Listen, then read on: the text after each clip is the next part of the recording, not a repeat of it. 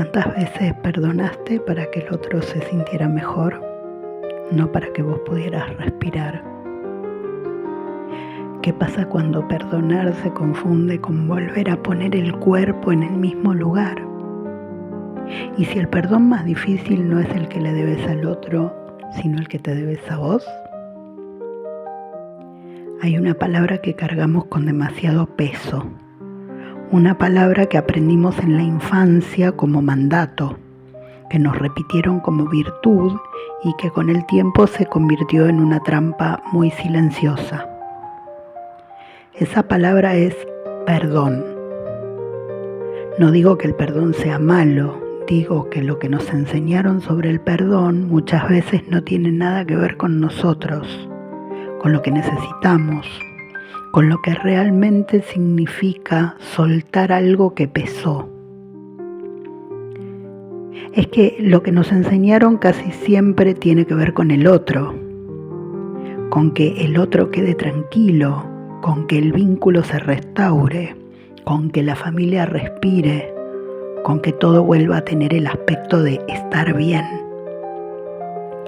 Y eso tiene un costo enorme, porque cuando perdonamos para afuera, para que el entorno funcione, para que el otro no se sienta mal, muchas veces dejamos adentro algo que no procesamos, algo que sigue ahí operando en silencio, organizando decisiones, construyendo distancias. Hoy vamos a entrar en eso, en la diferencia entre el perdón que libera y el perdón que se hace para cumplir, entre soltar la carga y abrir la puerta, porque no son lo mismo, y confundirlos puede costarnos mucho. Hay algo que ocurre muy frecuentemente después de una herida vincular. Alguien nos lastima, una pareja, un familiar, un amigo, alguien en quien confiamos. Y el proceso natural, el proceso sano, sería poder atravesar ese dolor a nuestro tiempo, mirarlo, nombrarlo, entender qué se rompió. Pero muy rápido aparece algo que irrumpe ese proceso y lo interrumpe. Una presión, a veces externa, a veces interna, que dice, ya es suficiente, ya pasó bastante tiempo. Tenés que perdonar, tenés que soltar, tenés que seguir adelante, y ahí es donde empieza la trampa. Porque esa presión no distingue entre dos cosas que son completamente distintas. El perdón como proceso interno, algo que te ocurre adentro, en su propio tiempo, cuando algo genuinamente se mueve, y el perdón como performance, algo que se hace hacia afuera, para cumplir, para que el entorno quede conforme. El perdón como performance no libera, puede silenciar, puede poner una tapa encima de algo, pero no mueve nada del lugar. Y tarde o temprano lo que quedó tapado vuelve a aparecer. Hay algo más. Muchas veces la presión de perdonar viene acompañada de una ecuación que no se dice en voz alta, pero que opera con mucha fuerza. Si perdonás, volvés. Si perdonás, la relación se restaura. Si perdonás, es como si no hubiera pasado nada.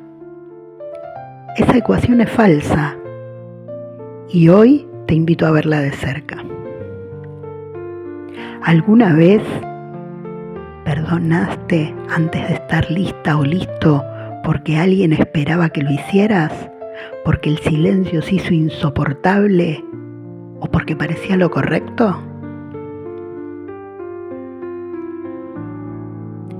En 1997, la escritora india Arundhati Roy publicó una novela que ganó el Booker Prize y sigue siendo, casi 30 años después, una de las exploraciones más precisas y más dolorosas que conozco sobre lo que ocurre cuando el perdón no alcanza. La novela, que te la recomiendo, se llama El Dios de las pequeñas cosas y cuenta la historia de dos familias en Kerala, India, en la década de 1960. Amu es una mujer de casta alta que se enamora de Veluta, un hombre de casta intocable. Un amor imposible no por falta de sentimientos, sino por el peso de un sistema que dice que ese amor no puede existir. Lo que Roy describe no es solo una historia de amor trágico, es algo más preciso y más perturbador. Cómo el perdón, o la ausencia de él, puede ser weaponizado, usado como herramienta de control.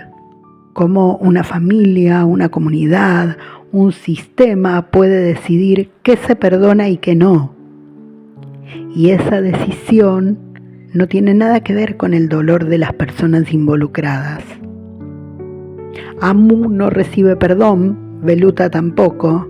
El sistema no tiene capacidad ni interés en perdonar lo que ellos representan. Una transgresión al orden, una amenaza a la estructura, solo por amarse. El castigo es feroz, desproporcionado y definitivo.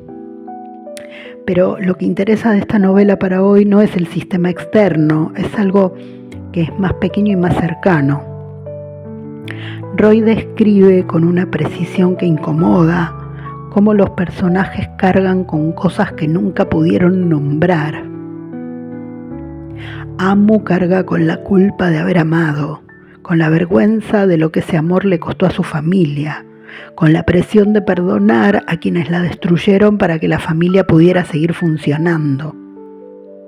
Y Amu no puede, no porque sea débil, sino porque lo que le piden que perdone no es un error personal de alguien que actuó mal, es una estructura entera que decidió que ella no merecía existir como se existía.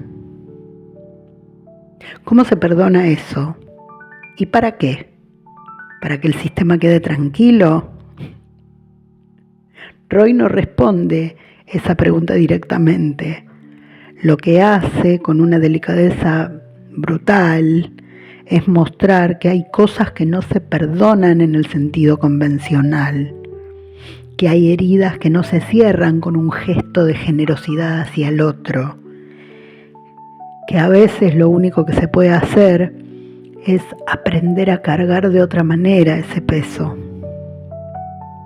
a no dejar que el peso de lo no perdonado te destruya adentro, aunque afuera se sienta que el sistema sigue igual, ¿no?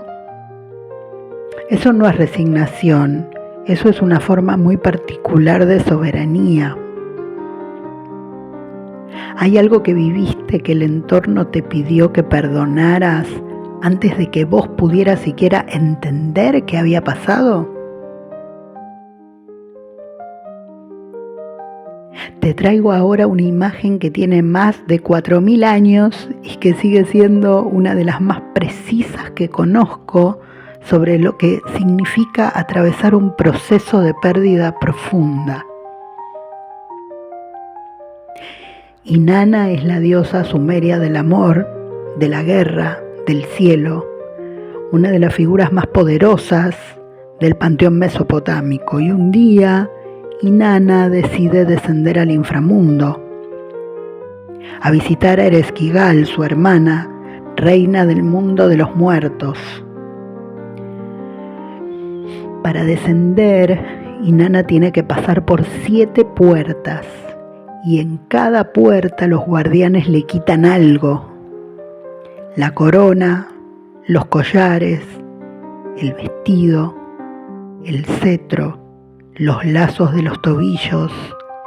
Cada puerta le saca una capa de lo que es, de lo que representa, de lo que la define. Inanna llega al inframundo desnuda, sin nada, y Ereshkigal la cuelga de un gancho y la mata. Después de 3 días los dioses intervienen y Inanna puede volver, pero vuelve diferente, no restaurada, no como si nada hubiera pasado. vuelve habiendo estado muerta, habiendo perdido todo, habiendo atravesado algo que no tiene un nombre fácil. Lo interesante de este mito que te traigo hoy es lo que ocurre en esas 7 puertas. Inanna no puede descender con todo lo que tiene. El inframundo no acepta coronas ni cetros. Para atravesar ese umbral tiene que soltarlo todo. No como castigo, como condición. Porque lo que está abajo no se puede ver con los ojos de arriba. El perdón genuino, el que realmente mueve algo, se parece a ese descenso. Requiere soltar algo. No la dignidad, no la verdad de lo que pasó, no la claridad sobre el daño. Requiere soltar el peso de cargar con eso como si fuera tuyo para siempre. Como si la herida fuera la única forma de recordar que lo que pasó fue real. Inanna no sube igual, no puede. Algo en ella vio demasiado como para volver a ser exactamente la que era. Pero sube. Y lo que trae de vuelta es algo que no tenía antes, el conocimiento de lo que hay abajo. La capacidad de habitar los 2 registros. Eso también es una forma de soberanía, no la que nunca descendió, la que bajó, lo perdió todo y volvió sabiendo algo que antes no podía saber. Simone Weil fue una filósofa y mística francesa del siglo XX. Reflexionó, pensó mucho sobre el trabajo, sobre la justicia, sobre el sufrimiento, con una radicalidad que todavía incomoda. Hay una idea suya que quiero traer acá, porque me parece extraordinariamente precisa para lo que estamos hablando. Weil dice que la forma más alta de amor hacia otro, hacia uno mismo, hacia la vida, es la atención. La forma más alta de amor es la atención. Prestar atención de verdad, sin juzgar, sin apurar, sin querer que lo que ves sea distinto de lo que es. Lo interesante de esta idea para el perdón es esto. Perdonar genuinamente requiere prestar atención al propio dolor antes de hacer cualquier gesto hacia el otro. Voy de nuevo. Perdonar genuinamente requiere prestar atención al propio dolor antes de hacer cualquier gesto hacia el otro. Requiere mirar de cerca lo que pasó, sentir el peso real de lo que se rompió, no apurarlo, no taparlo, no empujarlo hacia un cierre antes de tiempo. El perdón que se da, que se hace sin esa atención previa, el perdón que se declara para que el entorno quede tranquilo, no es atención, es evasión. Y la evasión, aunque parezca más fácil, siempre cobra un precio después. Poder prestarse atención a uno mismo, a una misma, no es egoísmo, es la condición para que cualquier proceso real pueda ocurrir. ¿Qué pasaría si le prestaras a tu propio dolor la misma atención que le prestaste al malestar del otro cuando perdonaste.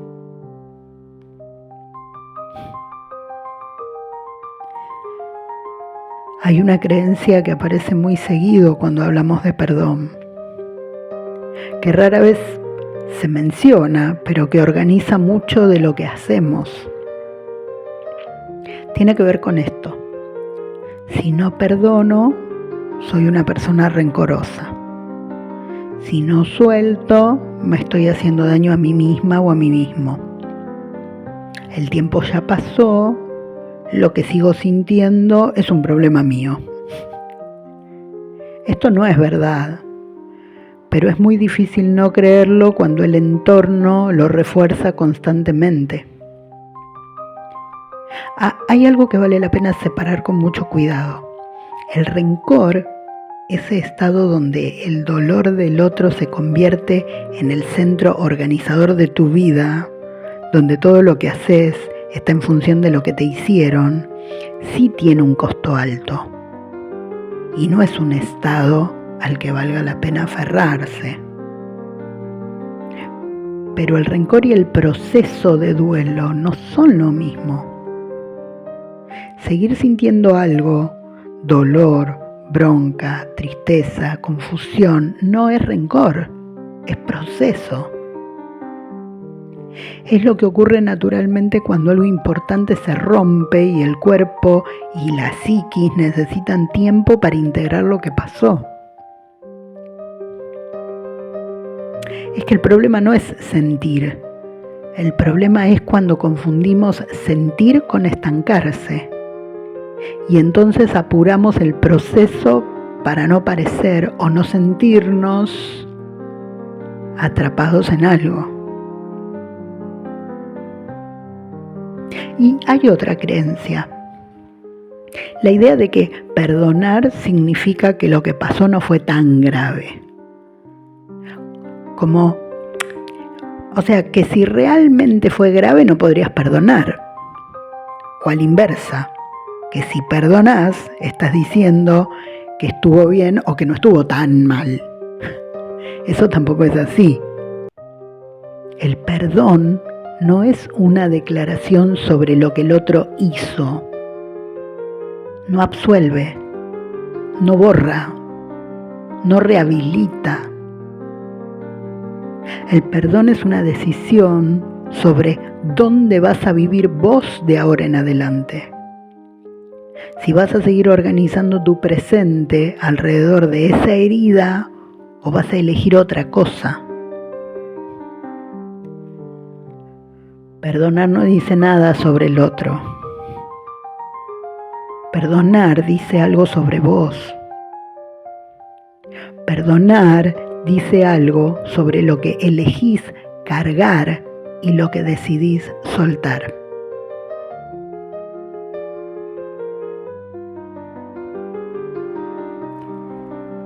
Si algo de lo que dijimos en este episodio resonó en vos, si reconociste esa presión de perdonar antes de estar lista o listo, ese perdón que se hizo para afuera, esa confusión entre soltar y volver, quiero decirte una cosa. No haber perdonado todavía no es un defecto, no está mal. Es muchas veces la señal de que lo que pasó tuvo peso real, de que no lo estás minimizando, de que tu sistema interno está siendo honesto sobre lo que necesita. El cuerpo no miente.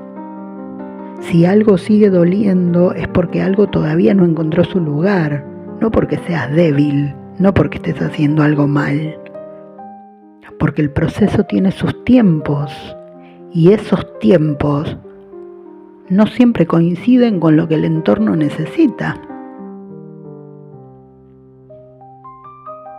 Hay una diferencia enorme entre el perdón que llega como consecuencia de un proceso real, de haber mirado la herida, de haber entendido qué se rompió, de haber tomado decisiones desde un lugar propio, y el perdón que se declara para que algo termine, que se termine de una vez y se olvide. Pasemos página.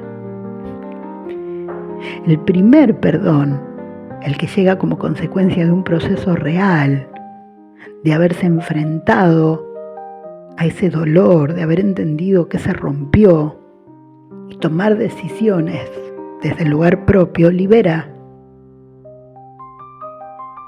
El perdón performativo, el del afuera, el que se declara porque el entorno presiona, sella algo que todavía está vivo.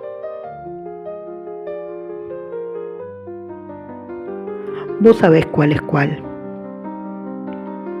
aunque nadie más a tu alrededor pueda verlo, o pareciera que nadie más a tu alrededor pudiera verlo. Y Nana no sube del inframundo igual que bajó, pero sube. Y lo que trae de vuelta no es una herida abierta ni un rencor activo, es algo más difícil de nombrar. Es una comprensión que antes no tenía. Una capacidad de habitar los dos registros, los dos lugares, el de arriba y el de abajo. Este registro solo se adquiere habiendo descendido. Amu, en el Dios de las pequeñas cosas, no recibe el perdón que merecía del sistema, nunca lo recibe. Pero hay algo en cómo Roy la narra que es importante. Amu sabe lo que vivió, sabe lo que amó, sabe lo que le costó, y ese saber, aunque nadie más lo confirme, aunque el sistema nunca lo valide, es completamente suyo y nadie puede quitárselo.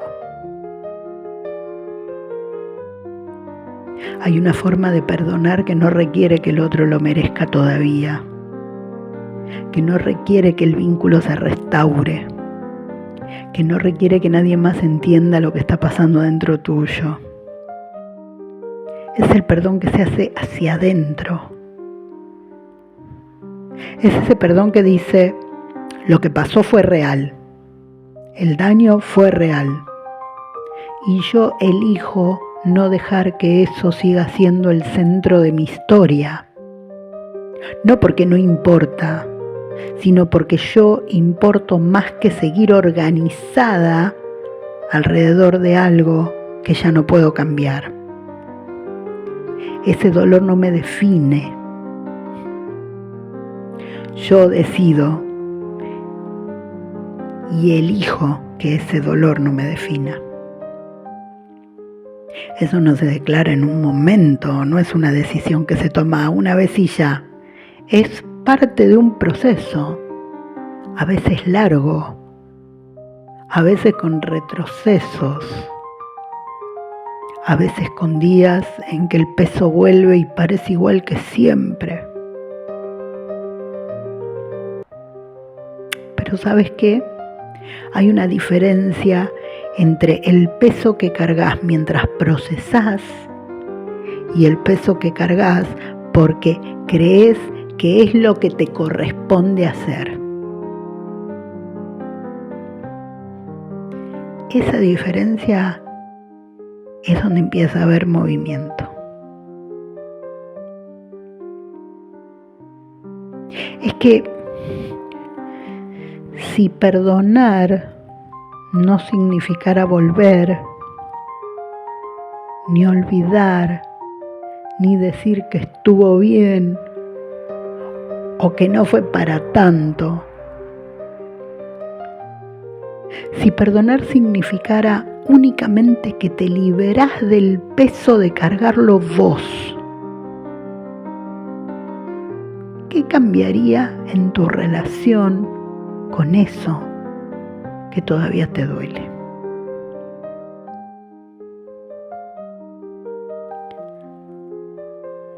Cerramos este primer episodio con algo que quiero que nos quede como imagen. Las 7 puertas de Inanna. Cada una le saca algo, no para destruirla, para que pueda pasar, para que lo que viene después, el descenso, la muerte, el regreso, pueda ocurrir de verdad. El perdón que libera funciona así. No te pide que te vacíes de todo lo que sos, te pide que sueltes una capa específica, la que dice que la herida es lo más importante de tu historia, la que organiza tu presente alrededor de esa herida, de lo que pasó antes.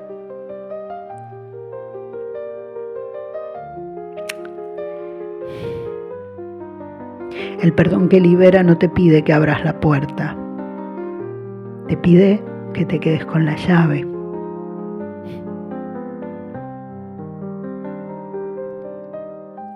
La decisión es tuya. Eso es lo importante.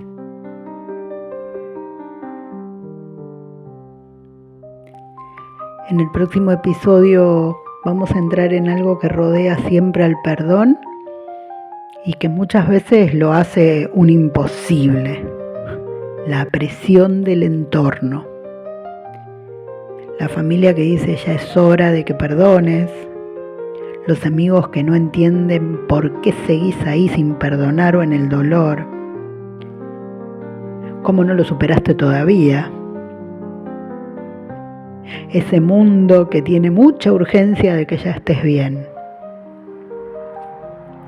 ¿Cómo se ponen límites a quienes nos exigen dar vuelta a la página antes de que estemos listas o listos para hacerlo?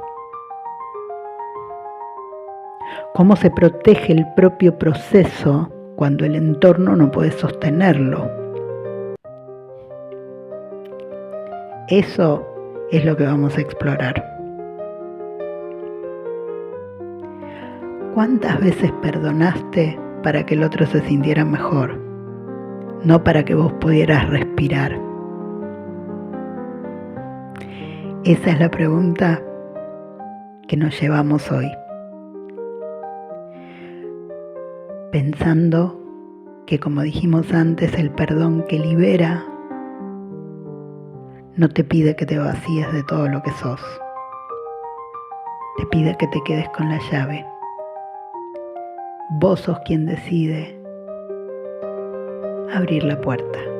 ¿Cuándo y hasta dónde? Nos encontramos en el próximo episodio. Cuídate, vales mucho.